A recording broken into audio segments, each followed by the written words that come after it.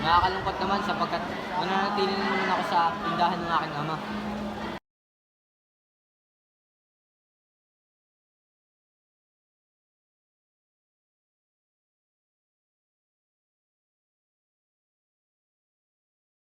Nabalitaan mo na ba na may gaganaping piging na pangungunahan ni Simon? Oo. Oo nga pala, Ginoong Simon. Paano nyo kami gugulatin sa piging? Bakit ba hindi? Kaya nga lang wala akong angkop na bahay para sa gayong salo-salo. Sayang, dapat kayo na pala bumili ng bahay ni Kapitan Tiago.